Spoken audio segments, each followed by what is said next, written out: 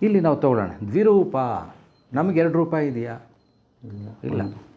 But ದ್ವಿರೂಪ ನಾವು ಮಾಡ್ಕೋಬೋದು. ಹೇಗೆ ಅಂದರೆ ಜನ್ಮವಾದಾಗ ನಮಗೊಂದು ರೂಪ, ಈಗಲೂ ಅದೇ ರೂಪವೇ. ಆದರೆ ಸಾಧನೆಯಿಂದ ಒಳಗಡೆ ಒಂದು ತೇಜಸ್ಸಿರುತ್ತೆ.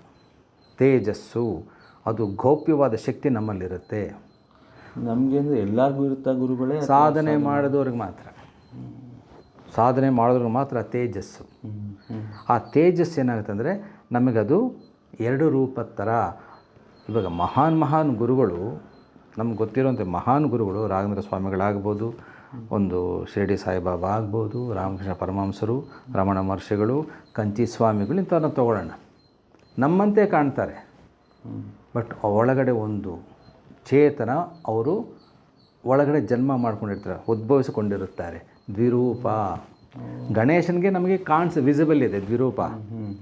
ಗಣೇಶ ಆದರೆ ಗಣೇಶನ ದ್ವಿರೂಪ ಅಂದಾಗ ದೇವತೆಗಳದ್ದೇನಪ್ಪ ಅಂದರೆ ಮಂತ್ರ ದೇಹ ಅಂತ ಕರಿತೀವಿ.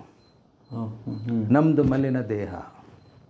ನಮಗೂ ದೇವತೆಗಳ ವ್ಯತ್ಯಾಸ ಏನಪ್ಪ ಅಂದರೆ ಅದು ಮಂತ್ರ ದೇಹ, ಇದು ಮಲ್ಲಿನ ದೇಹ. ಇಲ್ಲಿ ಆ ಮಲಿನದಲ್ಲಿ ನಾವು ಶ್ರೇಷ್ಠವಾದ ಒಂದು ಶಕ್ತಿ ವಲಯವನ್ನು ತುಂಬಿಸ್ಕೊಳ್ಳೋದು ದ್ವಿರೂಪ.